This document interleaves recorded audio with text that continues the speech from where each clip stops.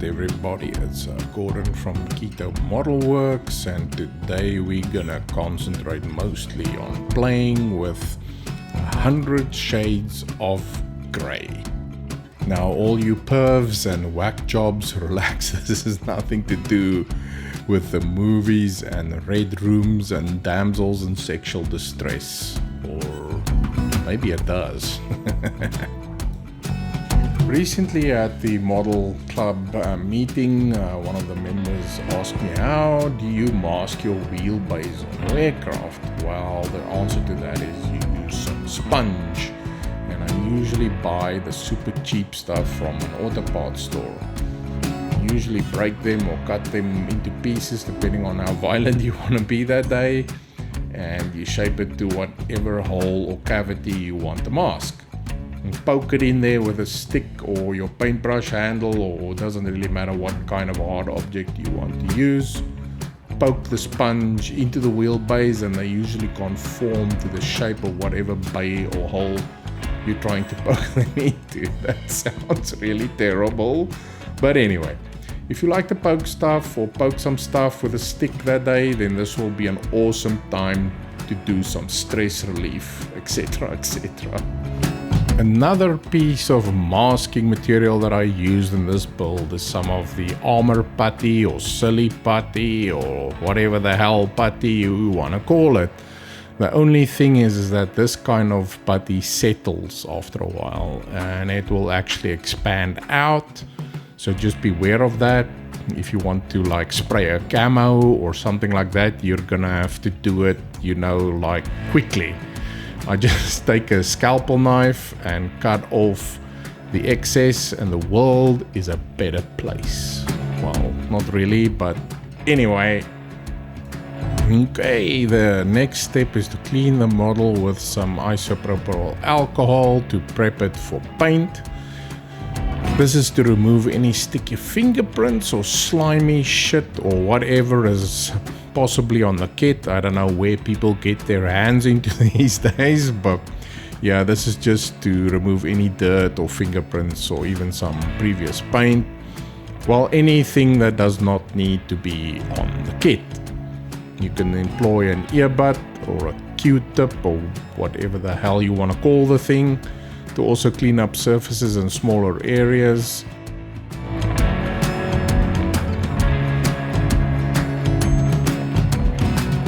You can also employ a toothbrush if you want to get really violent.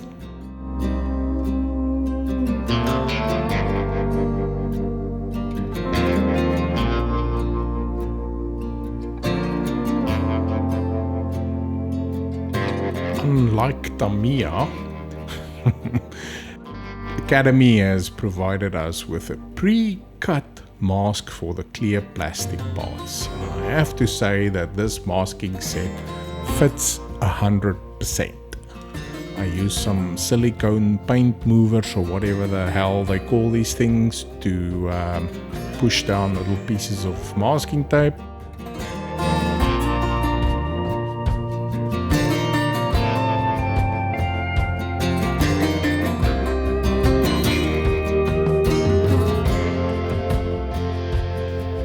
One of the most important things you can ever do in scale modeling is to test fit. Don't say you weren't warned.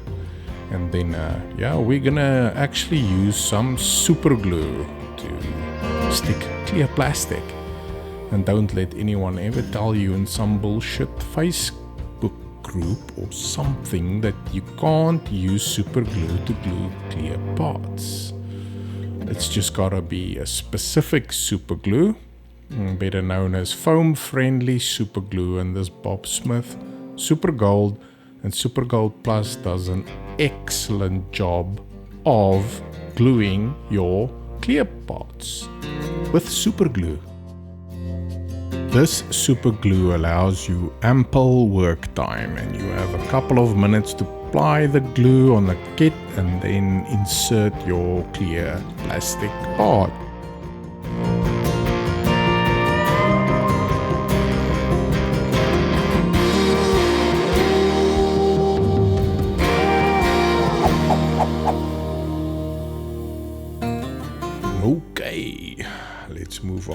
next step, priming and super thin coats of primer.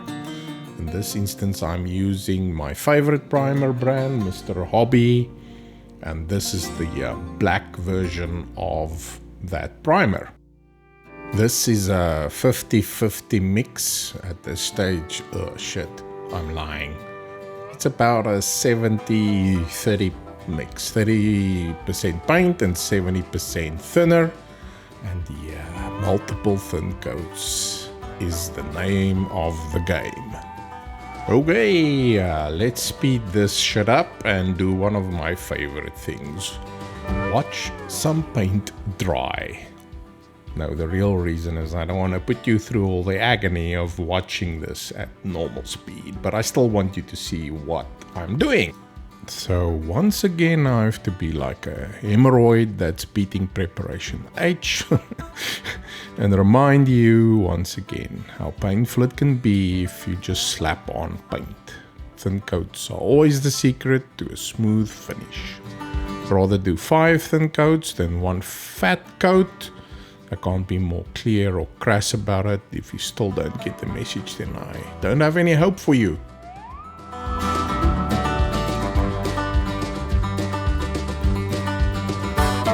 So somehow my dumbass caused a step on the top part of the fuselage. Agony. So sit back, relax, and enjoy all the agony of scraping and sanding and all those real model builder techniques that you know. More agony and some more agony and some more fucking agony. Then some sanding and some scraping and some cleaning, then some airbrush blowing, you name it. You get the idea. You're getting super value in this fucking video. In short, don't be a dumbass like me. See Gordon, don't do what Gordon does. Have I ever said that I hate sanding? Well, I fucking hate sanding.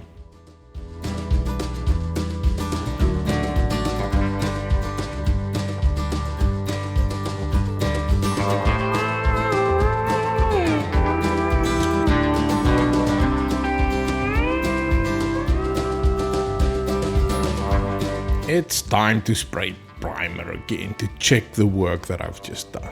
And unfortunately, the primer did exactly what it needed to do and showed that there will be some, you guessed it, more sanding.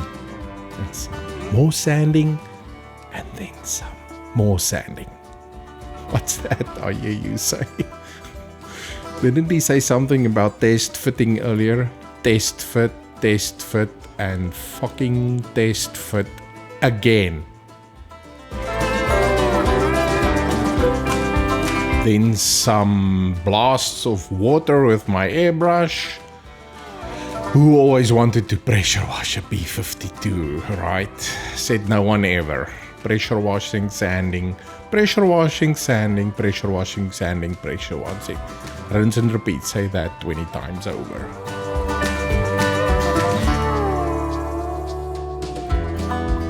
Okay, well, after all that super sanding fun, half the panel lines were missing.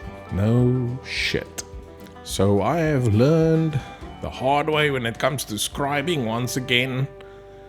The secret is multiple light runs. And then once the line is in place, you can actually put some pressure on it and put it in there. Hook tour!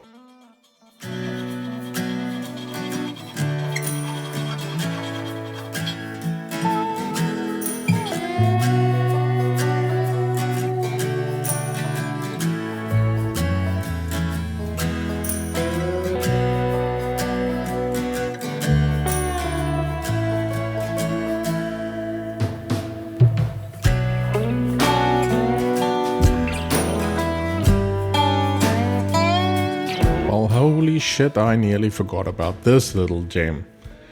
The back end of the trumpeter scribing tool works like a treat when it comes to using it as a burnishing tool.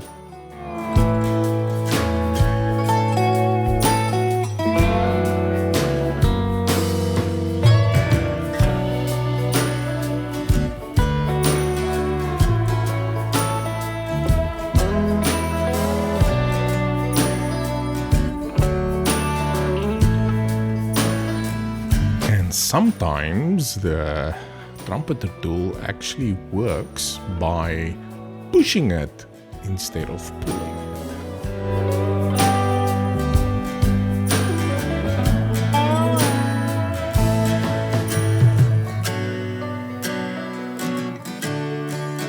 And so after a little light coat of primer, we were ready to go play with 100 Shades of Grey. I'm 50 Shades of fucked up.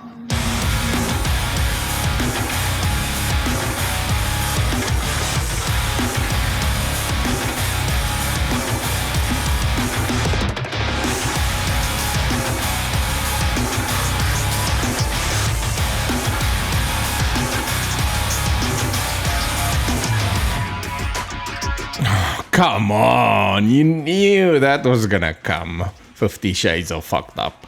This is more like 100 Shades of buff. And buff stands for big, ugly, fat fucker, if you didn't know that already.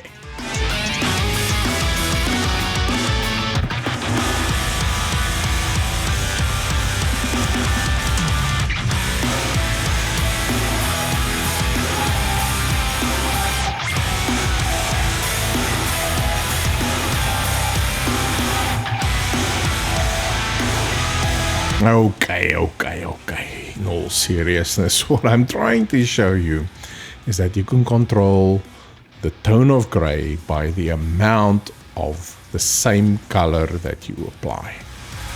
Think about it. The thicker you make that coat, the more opacity, and the darker the same color of gray will appear, and voila, you have tonal variation.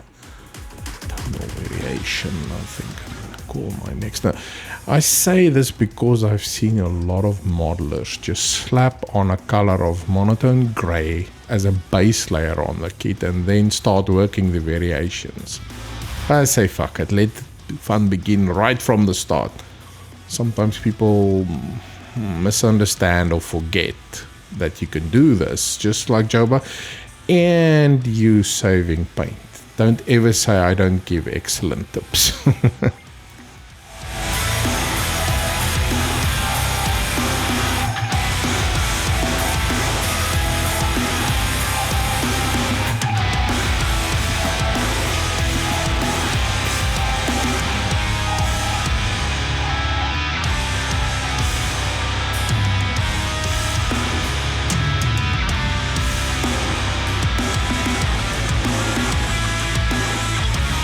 The black primer most definitely also has an effect on the shades of gray, and I think I forgot to mention it when I started priming with the black, that the main reason for, except for it being a primer, it was also going to play a big role in the shades of gray.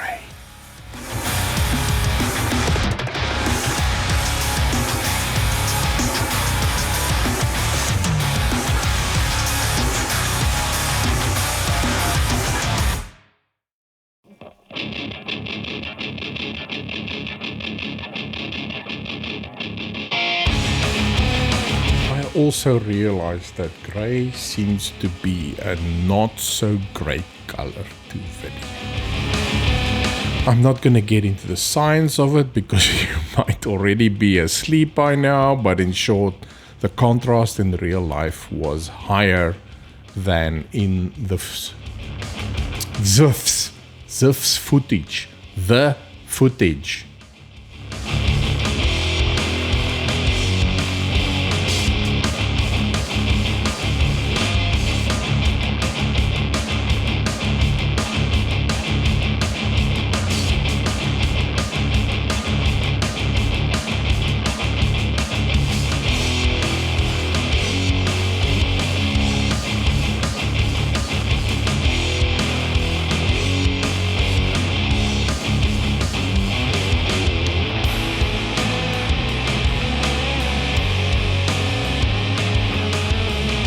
once again, to get that lovely tonal variation, you can play around with little spots everywhere, etc., etc.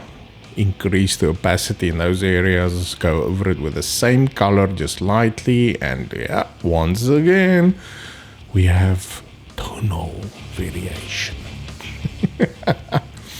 Also, the sponge that I so cheaply bought at the auto parts store works great for dry tip. I just push my airbrush in there and voila, dry tip be gone.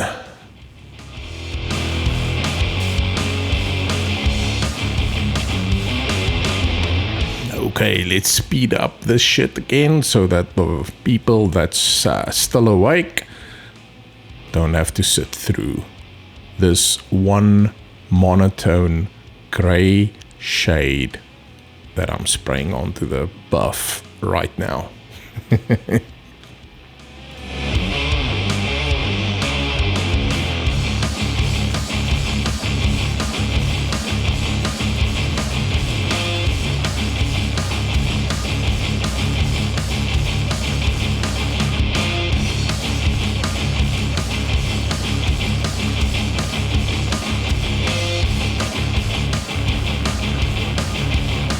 So this is a 1:144 scale model, and I don't want to have too much contrast between the grays.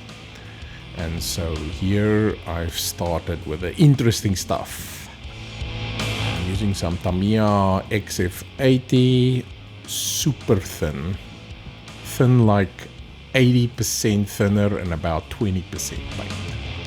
And then I thin it out even more when I wanted to do more fading or blending to about 90% thinner and 10% paint.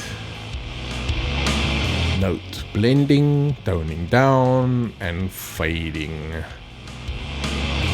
I choose specific areas that I want lighter, especially over areas like the vortex generators. That area would naturally have more friction and therefore more weathering.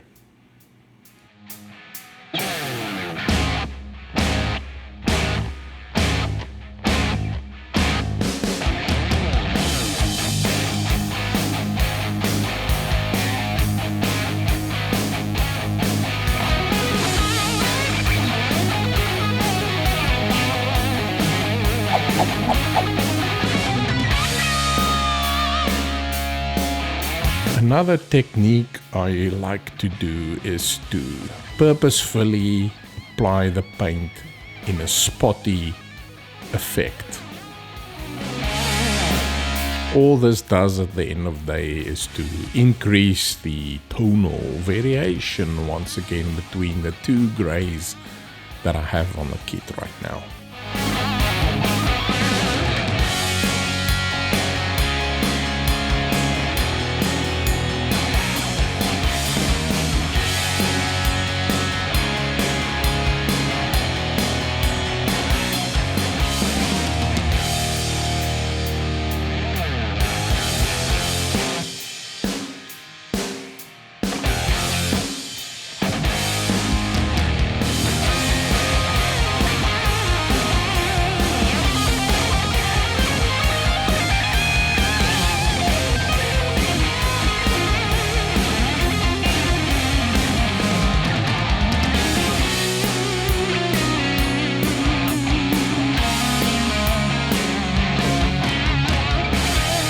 Instead of just doing little spotties all over the place, you can do little S's like I'm doing right here. I mean, at the end of the day, it doesn't really matter what pattern you follow as long as there's a difference in opacity.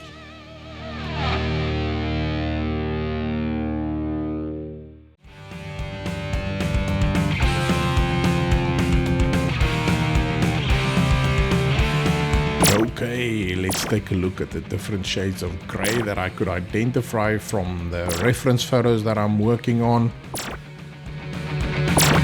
And so we have at least 5 shades of gray, and then some gray shading from dark to light and from light to dark. And in reality, there's probably, guess what, 100 shades of gray on this plane in reality. But I'm gonna stick to 5 or 6 or 8 or maybe 9. This is also a rather well-weathered B-52 that I am using as my main reference.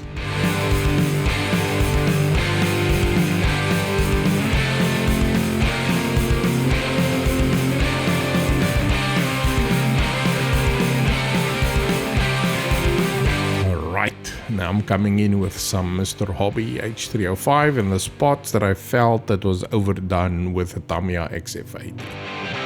Remember, if the paint ain't wet when it hits the plastic, then you are going to get a rough texture.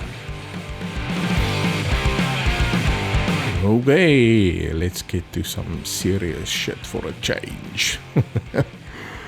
Masking. Masking is so satisfying. It really is one of my favorite stages when it comes to model building, unlike sanding. I can look at this the whole day long. I'm gonna try some positive masking and some negative masking on the bottom of the wings. Some failed business cards are also gonna come in for some quick masking.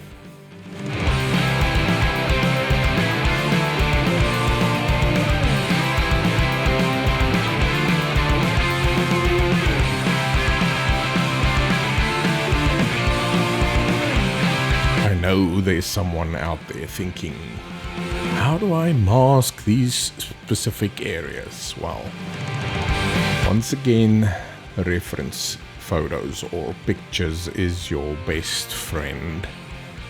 Of course, no one's stopping you from using your artistic license. And yeah, I have to admit that some of that was definitely employed in the build of this B-52. Just to be a pain in the ass again, this is super thinned Mr. Hobby H305 that I'm using here to build up layers of opacity. Probably thin to 80% thinner and 20% ratio of paint.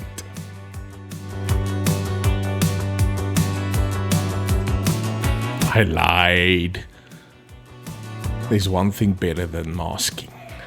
Demasking.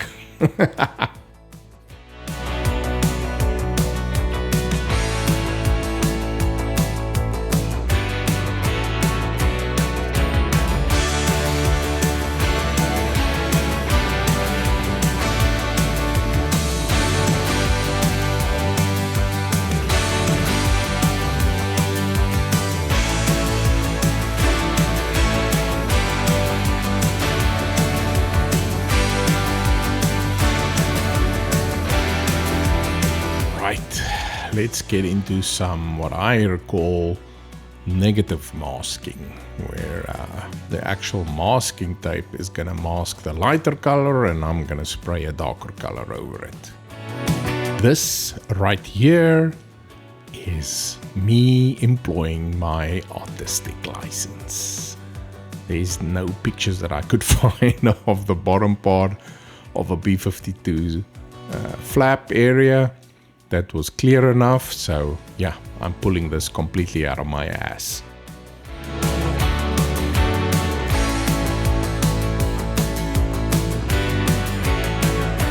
These silicone squeegees are the bomb. Wait, did I just create a new name for these things? Paint mover or silicone paint mover is so formal. I think I'm gonna call them silicone squeegees from now.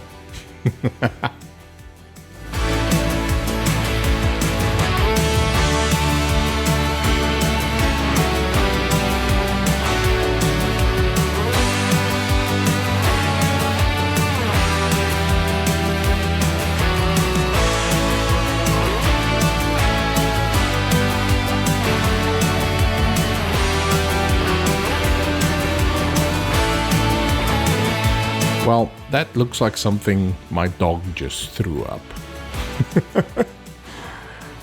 Not to worry, with the help of handy dandy editing, we're going to fix this in just a couple of seconds. Here we go.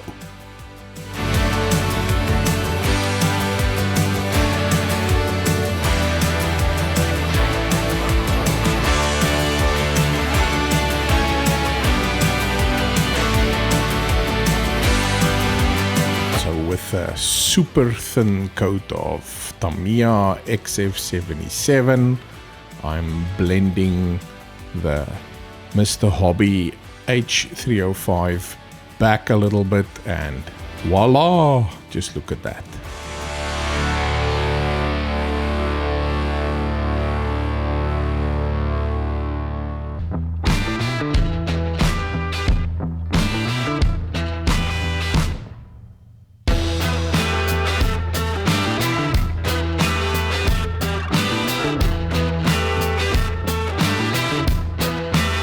Of course, the rudder on the B-52 still believes in apartheid, and therefore it needed its own little grey shade.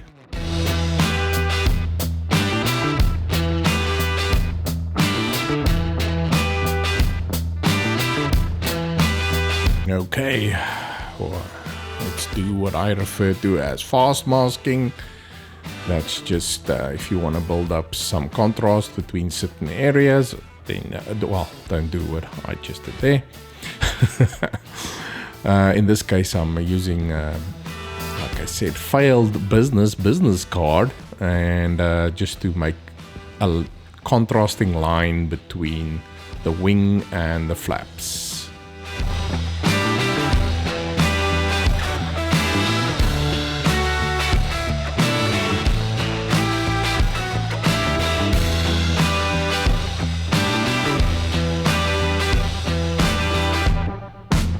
Here I decided to use some super thin H305 again, just to build up a base for some future weathering. And the elevators got the same treatment. Okay, another masking method I used for this slightly complicated antenna on top of the fuselage. I employed some Tamiya curving masking tape and some Mr. Hobby Mr. Masking Soul Neo, which completely neoed up my fucking fuselage area. And yeah, here's another job that needs to be fixed. And as I mentioned before, I show my fuck ups in my videos, so that everyone can learn. And yep, here we go. We're cleaning out that area, coming back in with the original Tamiya XF70 super thinned to clean that mess up.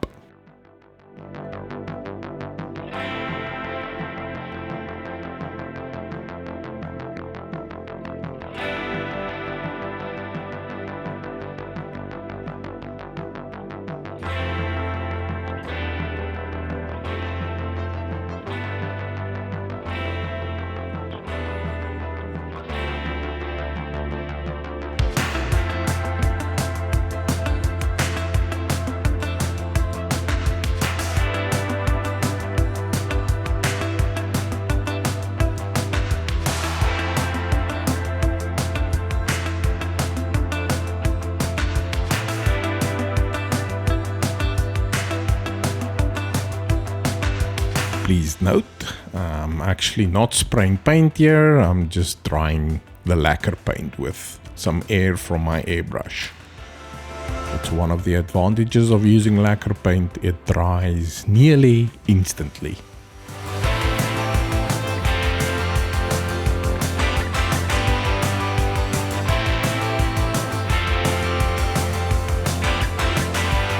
Rightio, time for one of my other favorite stages, clear coating.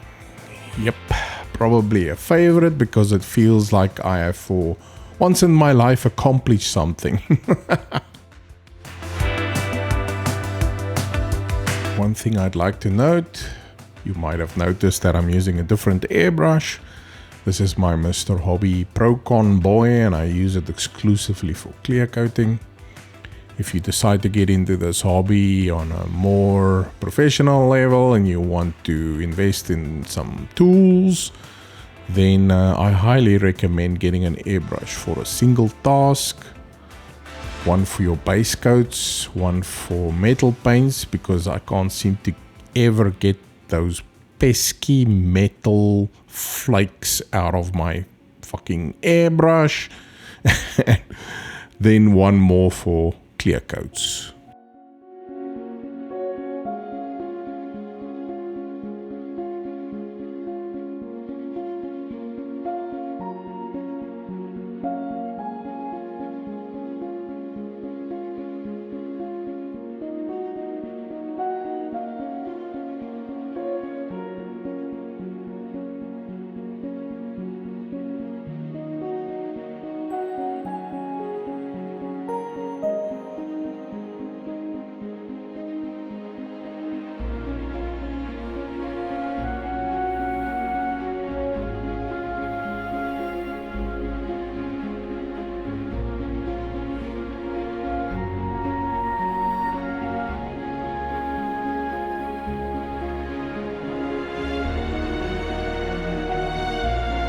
Once again, multiple light coats will always give you the results that you're looking for.